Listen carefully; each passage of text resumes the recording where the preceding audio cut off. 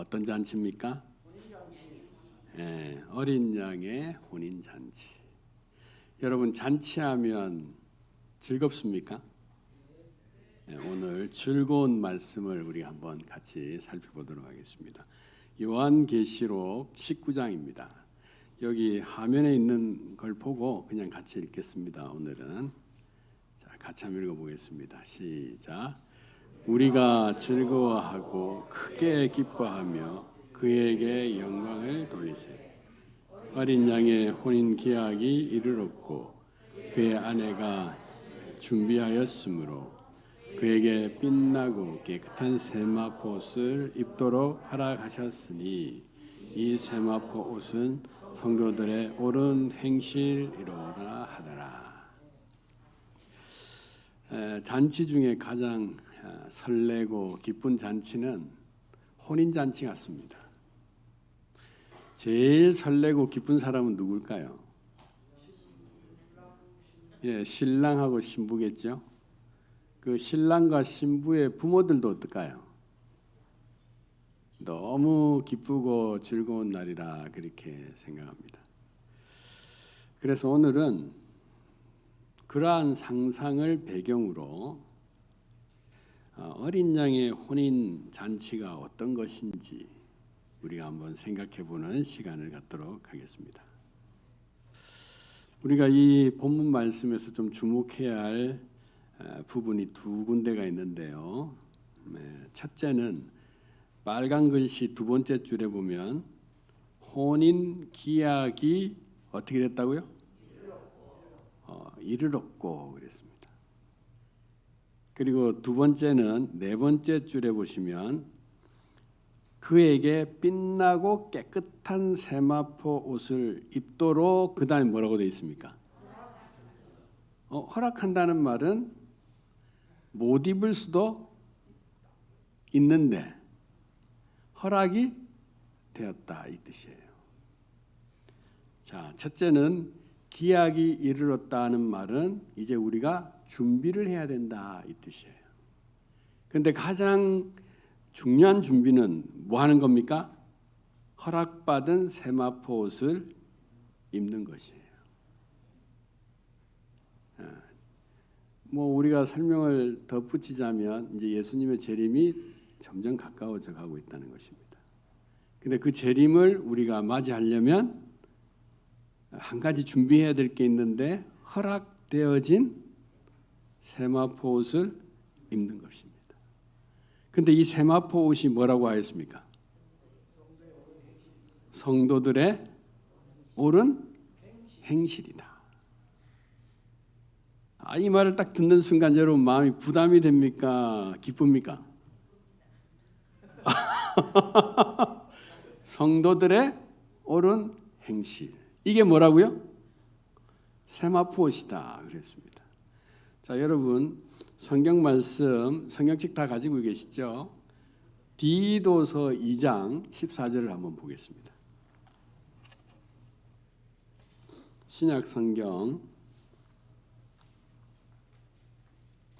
디도서 2장 14절 찾으신 분이 한번 큰 소리 한번 읽어봐 주시겠습니까? 디도서 2장 14절 시작.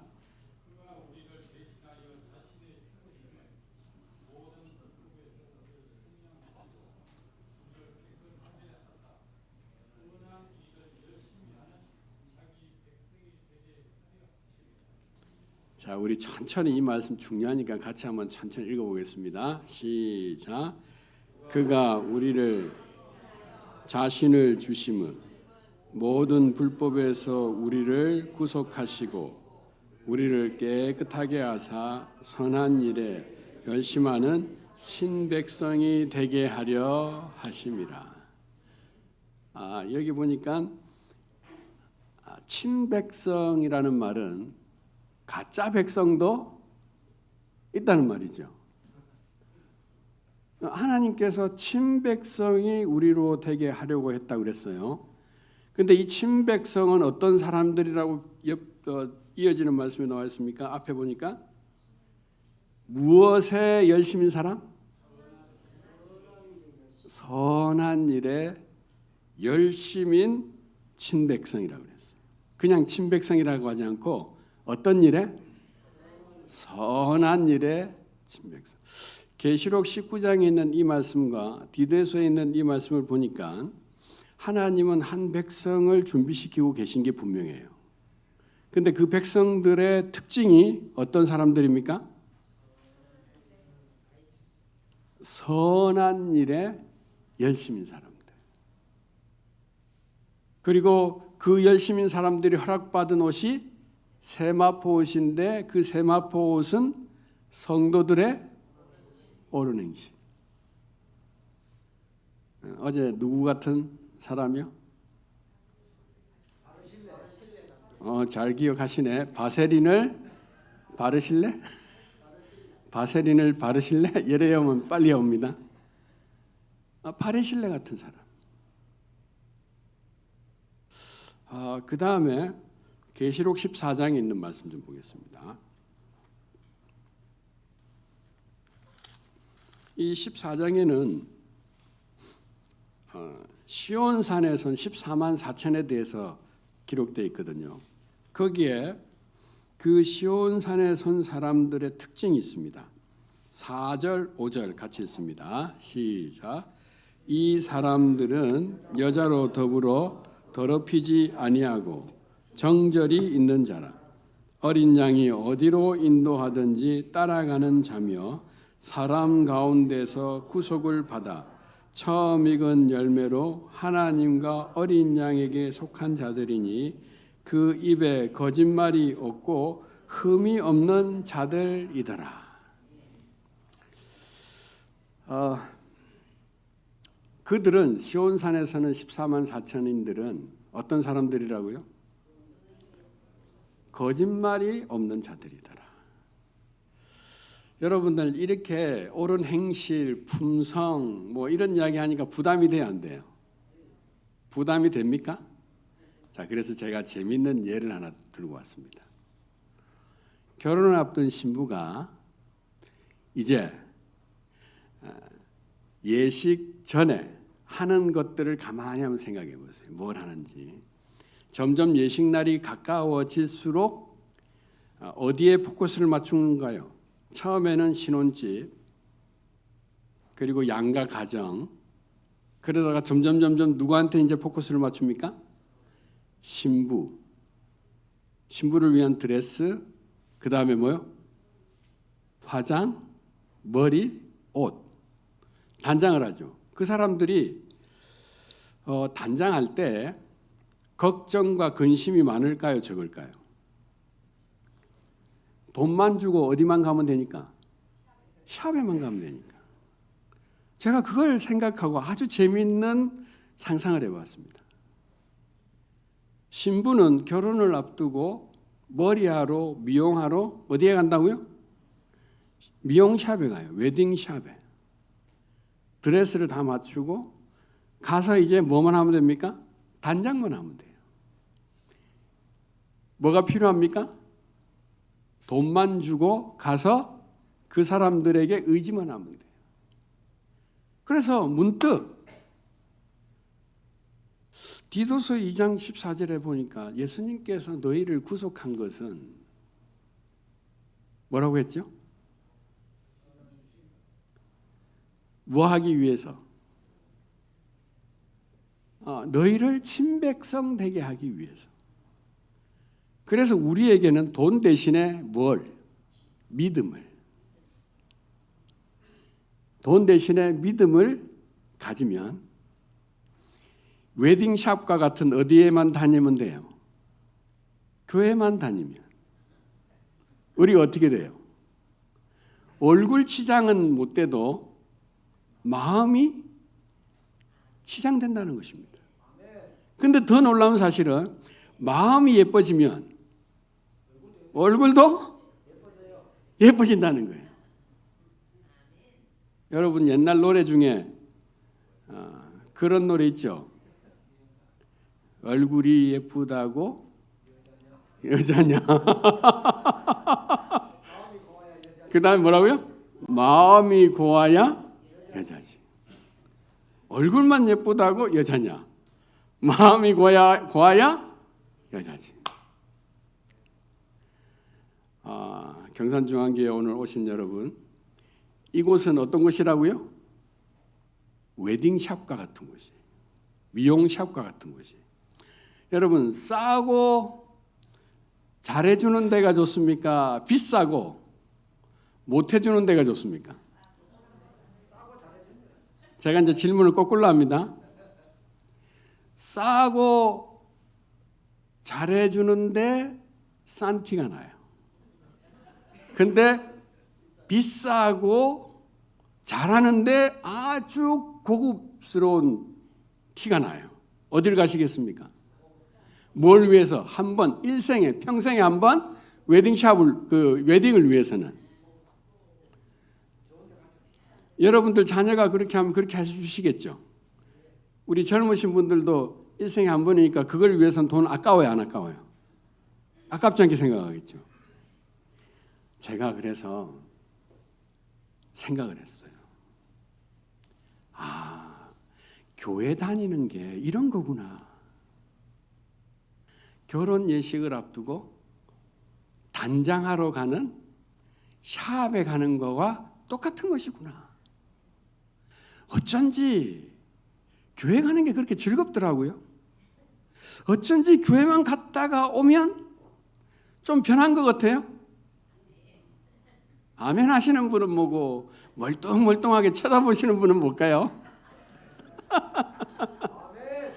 마음이 통하는 사람이 있고 마음이 지금 안 통하는 사람이 있는 것 같아요. 교회만 갔다 오면 마음이 새로워지고 기쁘고 즐겁고 위로가 되고 용기가 되고. 그래서 여러분, 미용샵에 가면 그 기술자들이, 주인이 좋아야 돼요. 친절해야 돼요. 부드러워야 돼요. 그리고 뭐도 있어야 돼요? 기술도 있어야 돼요. 노하우를 가지고 있어야 돼요.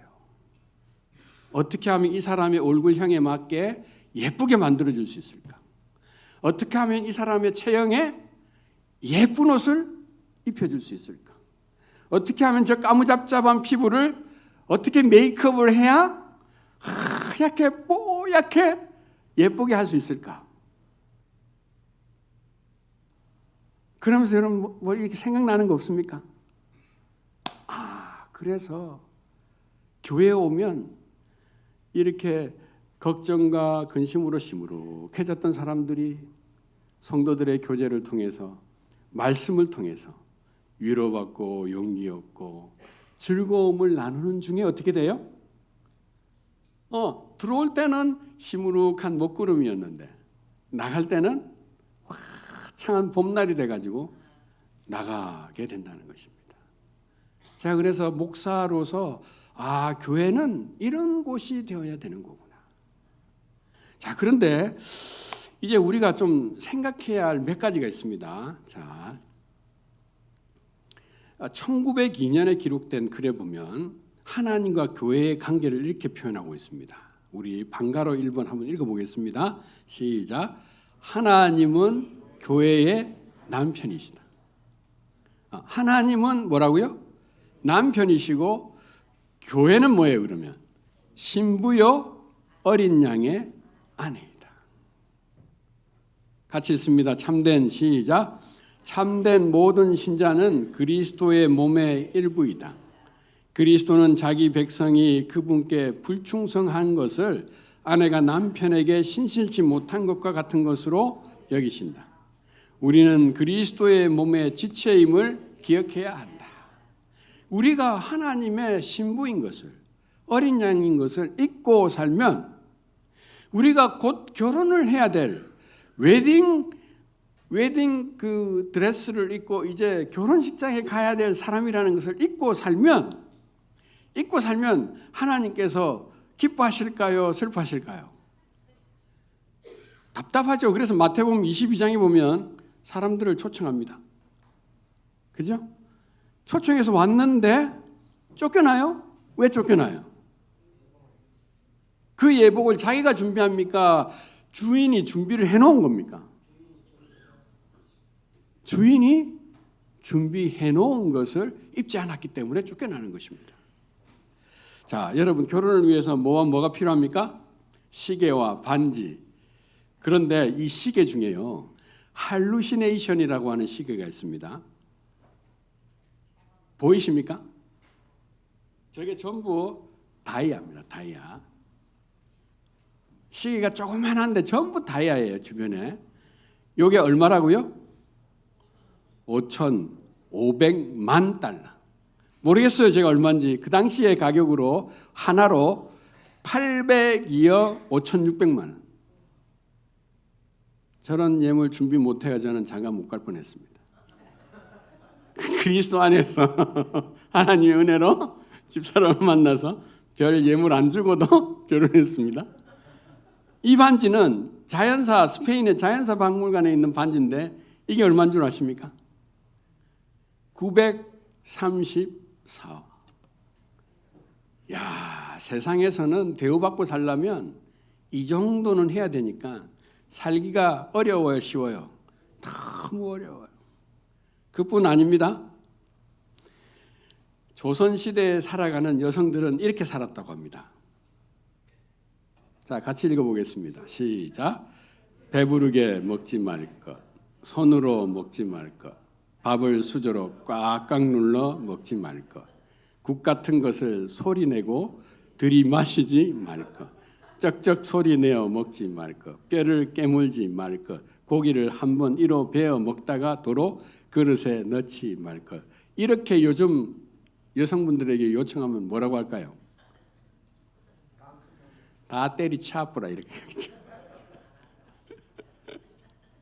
그런데 조선시대에는 그렇게 살았다는 거예요. 뿐만 아닙니다.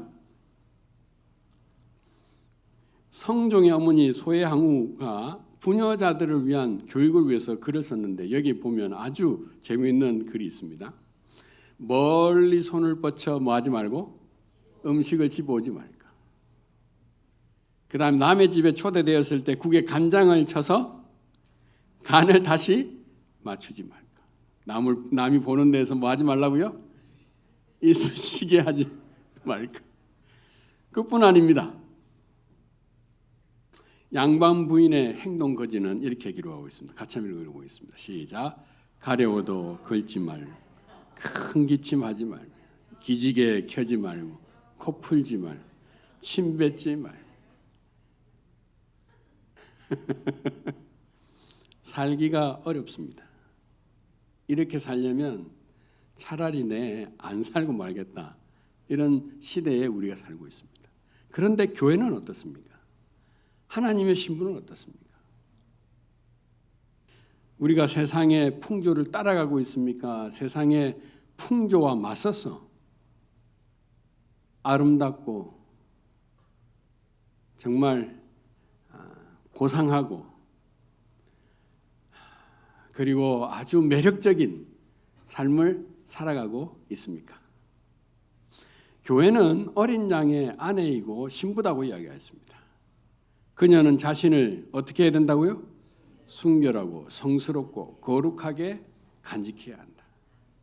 어떤 종류의 어리석은 짓에 탐닉해서도 안 된다. 이는 그녀가 왕의 신부이기 때문이다. 같이 읽습니다. 시작. 그러나 그녀는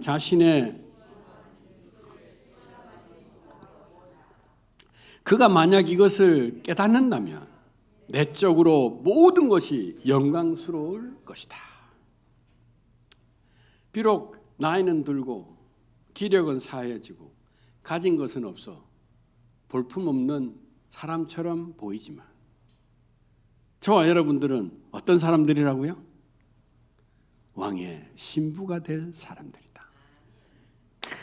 그래서 여러분 지금 어디 와 있습니까? 샵에 와 있는 거예요. 하늘 신부로서 준비되기 위하여 어디 와 있어요? 샵에 와 있어요. 최고의 서비스를 받을 수 있는 샵에 와 있어요. 이 교회의 머리는 누구이십니까? 우리의 구속주, 우리의 창조주 예수 그리스도이십니다. 그분에게 전문적으로 배운, 그분을 전문적으로 나타낼 수 있는 목사님이 계신 곳입니다. 장로님들이 계신 곳입니다. 집사님들이 계신 곳입니다. 그런 최고의 서비스를 받을 수 있는 성도님들이 이곳에 왔을 때 어떨까요? 감개무량하겠죠. 여러분들 가끔 아주 5성급이나 6성급 호텔 가보신 적 있습니까? 가보면 환한 미소로 아주 예의 바르게 정중하게 우리에게 서비스하는 모습을 본 적 있습니까? 혹시 여러분 오해하지 마시기 바랍니다. 저는 가난한 목회자입니다. 그런데 공간이 좁으면 여행하는데 불편을 느끼는 아내 때문에 살면서 몇 번 집사람에게 비즈니스를 태워준 적이 있습니다. 안 그러면 제가 여행을 못 가니까.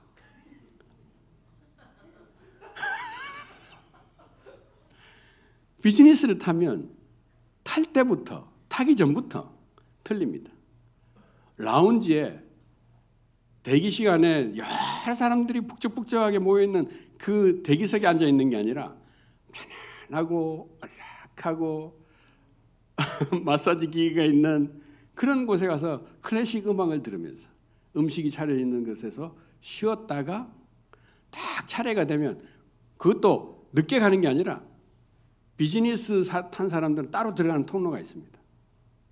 그리고 줄을 막 이렇게 서 있잖아요. 패스트 트랙이라고 그래가지고 한 방향으로 쫙 이렇게 들어가게끔 인도해 주십니다. 그럴 때 기분이 어떨까요? 아주 어깨에 힘이 들어가고 가슴에 그냥 무언가가 가득 찬 것처럼 건방져집니다. 그러면 안 되잖아요. 사랑하는 성도 여러분, 이 교회는 그런 사람들이 준비되어져 있어야 합니다. 그리고 이 교회는 그런 분들로 와서 하나님의 은혜를 나누어야 하는 것입니다. 그래서 우리가 하늘을 준비하는 그런 삶을 살아가야 한다라고 하는 것입니다. 여기 이 장로님은 평생 여행 가는 걸 죄로 여겼던 사람입니다. 그런데 사모님이 암에 걸렸습니다. 그게 늘 가슴에 걸렸습니다. 여행 한번 못 간 게. 겨우 허락을 했는데 해외 봉사하는 데 따라가면 그거는 여행이 아니라 봉사니까 괜찮겠다 싶어서 저하고 같이 말레이시아에 봉사를 하러 갔습니다. 가서 일주일을 생활하면서 여행이 돈을 낭비하는 게 아니라 새로운 삶을 경험하게 하는 것이고 새로운 나를 찾는 것이고 새로운 삶의 또 다른 면을 보는 것이구나 하는 것을 깨달았다는 것이죠. 사모님이 너무 즐거워하였습니다. 사모님이 너무 기뻐하였습니다. 이분은 안 믿는 남편이었는데 부인 따라 해외 봉사 간다 그러니까 놀기 삼아 따라왔다가 저렇게 행복한 미소를 지으며 하나님 믿고 사는 게 이렇게 좋은 거야? 라고 고백했답니다. 이분은 언니와 동생인데 천주교 다니시는 분인데 한 3일 지나니까 제가 언제 이분들을 봤다고 이분들이 제 손을 잡더니 아이고 우리 목사님 그래요. 그 사이에 어떻게 된 겁니까? 마음 문이 열렸던 것입니다. 굳게 닫혀있던 우리가 세상에서 가지고 있는 그런 선입견 때문에 정말 참된 삶이 무엇인지 참된 기쁨이 무엇인지 모르고 살다가 세상에서는 감춰야 되고 세상에서는 숨겨야 되고 세상에서는 닫고 살았어야 되는 그런 삶 가운데에서 모든 것을 이렇게 오픈해놓고 살아도 열어놓고 살아도 문제없다는 사실을 이분이 깨달은 것입니다. 그제서야 비로소 제7일 안식일 예수재림교회 담임 목사인 저를 뭐라고 불러요? 우리 목사님이라고 부르더라고요. 천주교 신부가 천주교 교인이. 그래서 저희가 이렇게 봉사활동을 마치고 난 다음에 봉사만 하고 온 게 아니라 그 지역의 아름다운 마음을 보고 오고 그 지역의 아름다운 삶을 보고 오므로 자신의 가치가 달라지게 되는 것입니다.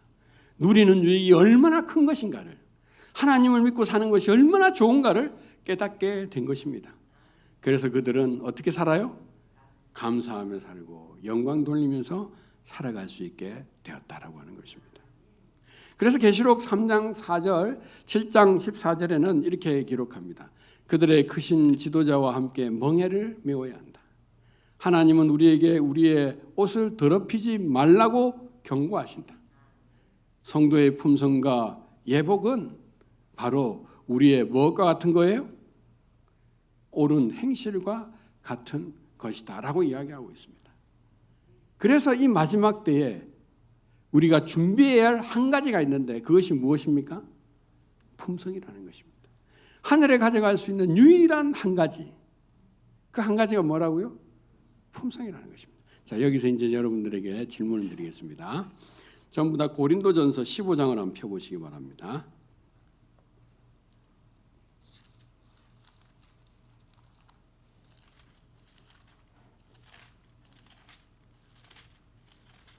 (15장)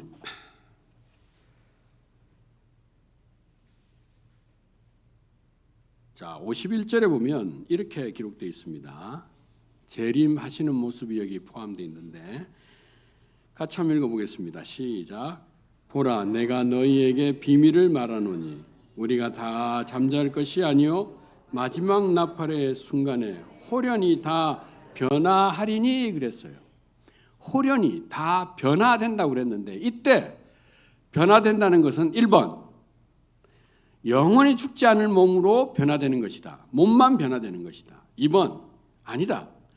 영원히 가지는 그 마음이 변화되는 것이다. 3번 몸과 마음이 다 변화되어서 우리가 하늘에 가는 것이다.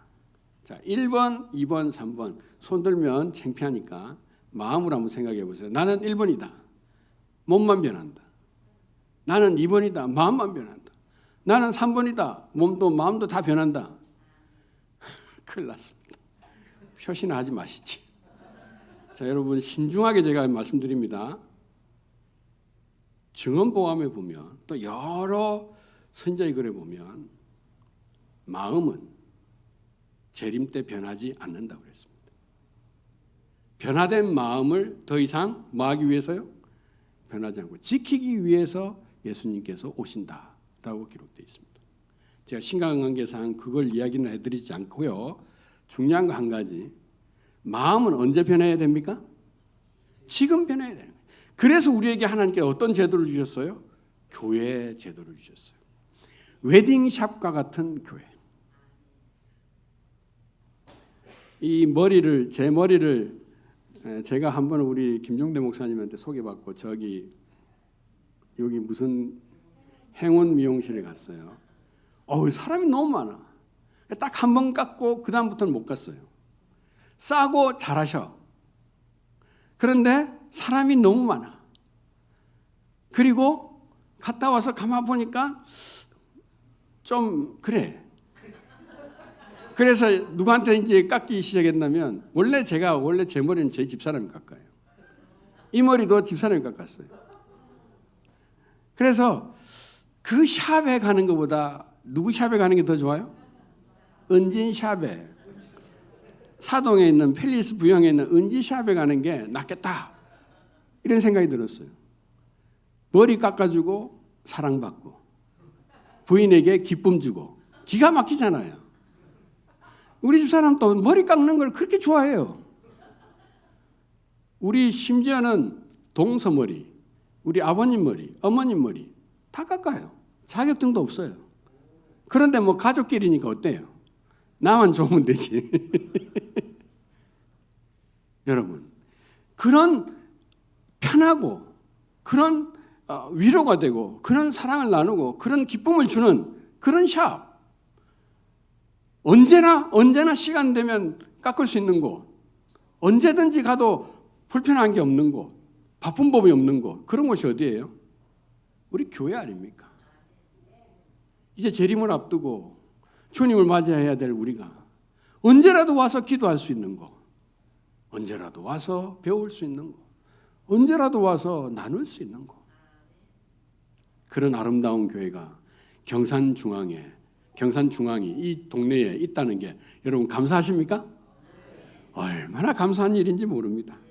사랑하는 성도 여러분, 우리가 이 좋은 웨딩샵, 하늘 재림 준비하는 이 샵에 와 있다는 사실을 기억하시길 바랍니다. 잔치는 같이 있습니다. 시작. 잔치는 우리를 위해서 준비된 것이다. 주님은 그부의 말씀의 보화를 우리 앞에 펴놓으셨다. 그러나 우리는 평복 차림으로 그 식사 자리에 나가지 말아야 한다. 우리는 그리스도의 의의 흰옷을 입어야 한다. 그 옷은 모든 손님을 위해서 지금껏 준비해 둔 옷이다. 큰 값을 치르고 준비하여 둔 그 예복을 입는 일은 그는 부끄럽게 생각하였다. 마태복음 22장에 나오는 그 쫓겨난 그 사람은 그 귀한 예복을 입는 것을 어떻게 생각했다고요? 부끄럽게 생각했다고 그랬습니다. 품성에 변하는 마음속에 그리스도가 내재하신다는 증거다. 하나님의 성령은 영혼 속에 새 생명을 나게 하시고 생각과 욕망을 그리스도의 뜻에 복종케 하신다. 그리하여 속사람은 그리스도의 형상으로 말미암아 다시 새로워진다. 20분까지 하면 되는 거죠? 20분? 예, 감사합니다. 예. 하동에 가면 연합의원이라고 하는 병원이 있습니다. 이 병원의 원장님은 도시에서 의원 생활을 하다가 하나님과 약속한 게 있어서 자기가 어느 정도 돈을 벌고 난 다음에는 시골에 있는 분들을 위해서, 어르신들을 위해서 봉사하기 위해 일부러 하동에 가서 병원을 차렸습니다.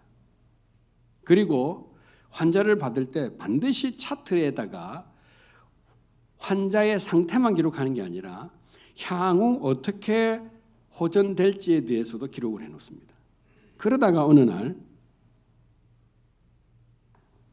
한 어르신이 왔는데 이분은 한 달 반 정도 지나면 약간의 풍기가 와서 이 오른손과 오른발을 못 쓰는 분이었는데 한 달 반 지나고 자기가 시키는 대로만 해주면 쓸 수 있을 만큼 건강한 상태였는데 더 안 좋아서 온 거예요.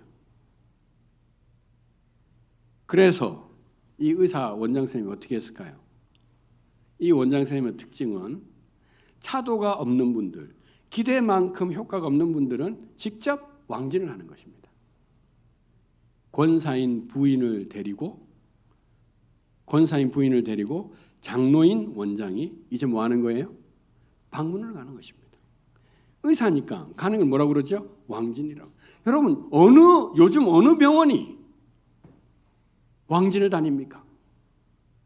대통령 아니면 고위급 아니면 그렇게 안 하거든요. 근데 그분은 사명을 가지고 그렇게 한다는 것입니다. 그렇게 해서 제가 요약하면 거두절미하고 그 어르신을 한 달 반 만에 멀쩡하게 걸어 다니게 하였습니다. 그뿐만 아니었습니다. 그러니까 두 다리를 못 걸으면 두 손을 합해서라도 걸어서 100m 앞에 있는 정류장에 가라고 그랬습니다. 가서 걸레 하나 가지고 수건 하나 가지고 와서 그 버스 정류장 유리창 의자 깨끗하게 닦아주라고 그랬어요. 그게 소문이 났습니다. 읍사무소에서 왔습니다.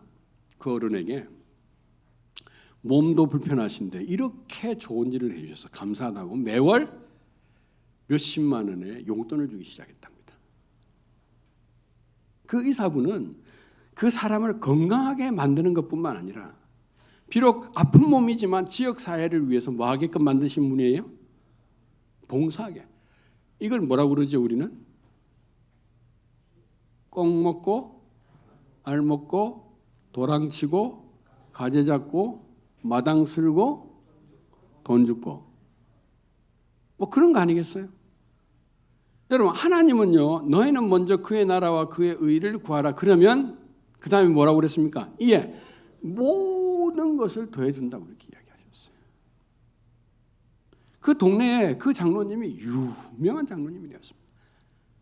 저기 광주에 가면 항문외과가 있는데 유명한 항문외과가 있습니다. 그 원장은 이일천이라고 하는 분인데 이분은요, 소문이 나기를 수술 중에 찬송가를 틀어주는 원장이라고 소문이 났어요. 그러니까 그 병원의 원장은 교회 다니는 사람, 소문이 난 거예요.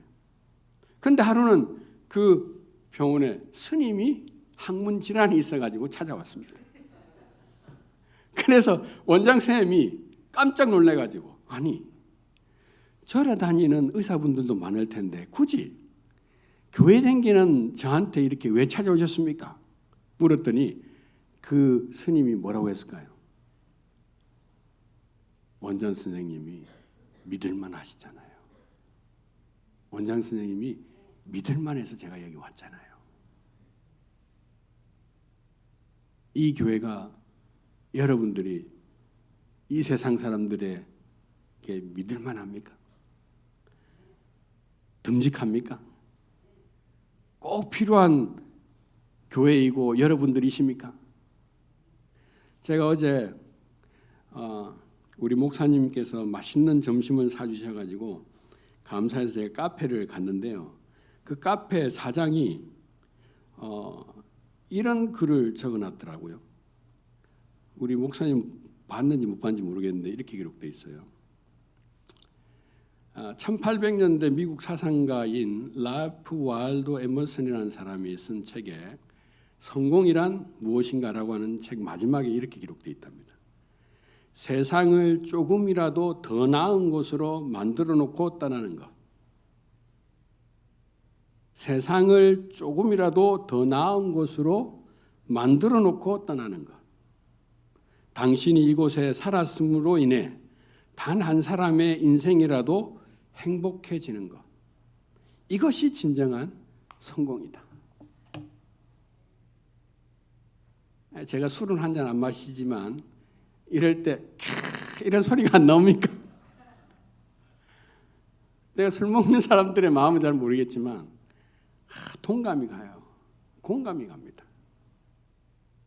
내가 있는 이곳에 내가 있음으로 내가 만난 사람들이 나를 인해서 우리로 인해서 조금 더 나아질 수 있는 삶을 살게 하는 것. 그게 뭐라고요? 성공이에요. 그래서 이분은 원래 금융회사에 다니다가 이게 아니다라는 생각을 가졌대요. 그래서 10여 년 동안 고민하다가 저기 시지 저 끝에 신면지 어딘지 거기다가 그 산 기슭 밑에다가 카페를 조그맣게 만들어 놓은 거예요.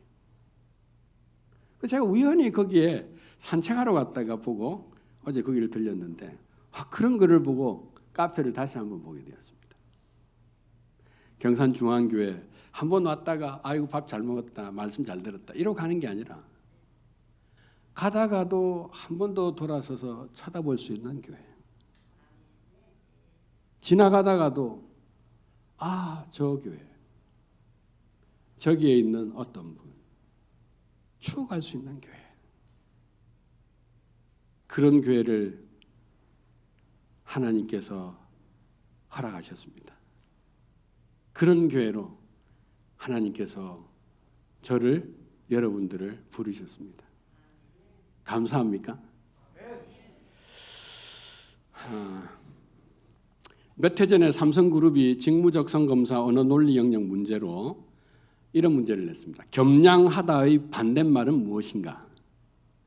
답은 잘난 체하다, 젠체하다 이거예요. 그러면서 그 밑에다가 설명을 이렇게 놨습니다. 교만은, 같이 읽어보겠습니다. 교만은 시작. 교만은 지위 높음을 자랑하여 뽐내고 건방지게 행동하는 것. 거만은 자신을 남에게 드러내기 위해 거들먹거리는 모양. 오만은 태도나 행동이 잘난 체하며 남을 업신여긴다는 의미. 자만은 스스로 과신하여 겸손하지 못하다는 뜻을 담는다. 저는 이제 말씀을 정리하면서 여러분과 함께 꼭 나누고 싶은 이야기가 있습니다. 이 세마포는 그리스도의 의, 곧 믿음으로 예수를 개인의 구주로 받아들이는 모든 사람에게 주시는 흠이 없는 품성을 표상한다. 순결한 흰 두루마기는 본래 우리의 시조가 거룩한 에덴에 있을 때에 하나님께서 입혀주셨던 것이다. 그들은 하나님의 뜻에 완전히 일치한 생애를 살았고 저희의 모든 애정을 저희 천부께 바쳤던 것이다. 이일천 원장이 한 번은 마취를 하고 수술을 하였습니다. 예수가 우리를 부르는 소리를 찬미를 경험하고 틀어놨습니다. 한참 수술을 이제 거의 끝마칠 쯤 됐는데 이 환자가 흐느적거리면서 울더라는 거예요. 마취가 풀렸나? 아파서 그러나? 그래서 물었습니다. 아프세요? 왜 그러세요? 그랬더니 그분이 하는 말. 제가 오래전에 교회를 다녔습니다. 그런데 수술을 받다가, 무슨 수술을 받다가? 항문 수술을 받다가 예수가 우리를 부르는 소리를 듣고 마음에 지나간 세월들이 주마등같이 지나가면서 내가 예수 안 믿고 하나님 안 믿고 산 세월이 너무너무 후회스러운 걸 느끼면서 나도 모르게 눈물이 흘려서 흐느적거렸습니다. 원장님, 제 이제라도 교회 좀 다녀도 될까요? 원장님이 수술하다 말고 기도합시다. 기도했답니다. 한 생수 배달을 하던 젊은 집사가 열심히 땀을 흘리면서 한여름에 생수를 배달하다가 내가 이렇게 돈 벌기 위해서 열심히 살다가 주님 오시면 어떡하나. 자기 삶을 후회하게 됐답니다. 그래서 잠시 생수통을 내려놓고 기도했답니다. 하나님, 제가 언제까지 이렇게 살아야 됩니까? 그때 한 소리가 들리더래요. 괜찮다. 스티커 하나 만들어서 목마른 사람은 이 통에 물을 마시고 마음이 갈급한 사람은 저에게 전화를 주세요. 문구 하나만 넣어라. 내가 이제는 주의 일도 열심히 하는 백성이 되겠습니다. 저는 기대합니다. 하늘에 가면 이런 사람들로 가득 차 있을 것 같아요. 그래서 속히 하늘에 갔으면 좋겠습니다. 더 이상 이 세상에서, 이 죄악 세상에서 보기 싫은 말 더 이상 듣지 않아도 되고, 보기 싫은 모습 더 이상 안 봐도 되고, 하기 싫은 일 더 이상 안 해도 되는 그 나라에 속히 가기를 원합니다. 그런데 거기를 가려면 이 웨딩샵에서, 이 하늘샵에서 변화가 돼야 돼요. 어떻게 해야 변화가 될까요? 성령이 임하시면 권능을 받고, 그 다음에 우리 품성이 변화해야 됩니까? 변화될 수 있습니까? 변화될 수 있음을 제가 성경 말씀으로 보고 마치도록 하겠습니다. 다 같이 데살로니가전서 5장 22절, 23절 같이 읽습니다. 읽고 말씀 마치도록 하겠습니다. 2025년을 건강하게 인도하신 하나님 은혜에 감사하십시다. 우리 하나님께서 여기까지 인도하여 주신 것은 다시 새롭게 시작하라고 그렇게 기회를 주시는 것입니다. 이전 것은 다 잊어버리시고 새로운 여러분들의 아름다운 삶을, 행복한 삶을, 건강한 삶을, 보람된 삶을 2026년도, 아니 내일부터 살아가게 되기를 간절히 바랍니다. 23절, 24절입니다. 평강의 하나님이, 시작. 평강의 하나님이 친히 너희로 온전히 거룩하게 하시고 또 너희 온 영과 혼과 몸이 우리 주 예수 그리스도 강림하실 때에 흠없게 보존되기를 원하노라.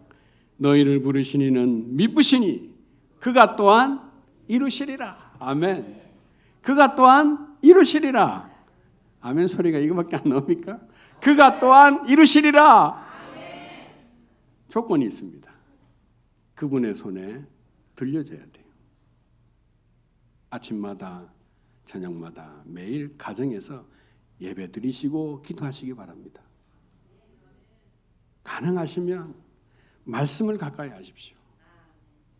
그리고 가능하시면 내가 구원해야 될 영혼들을 여러분들의 수첩에, 여러분들의 핸드폰에 꼭 기록해 놓으시고 그분들을 위하여 시간도 재정도 마음도 드리십시오. 그러면 성령님께서 여러분들의 마음을, 내가 아니라 여러분들의 마음을 변화시켜 주실 줄로 믿습니다. 그래서 우리가 온전히 변화되어 주님 오시는 그날에 함께 그 좋은 하늘에 함께 가시게 되기를 바라며 오늘 말씀을 마치겠습니다. 찬미하고 제가 기도하고 마치겠습니다. 찬미가 623장입니다.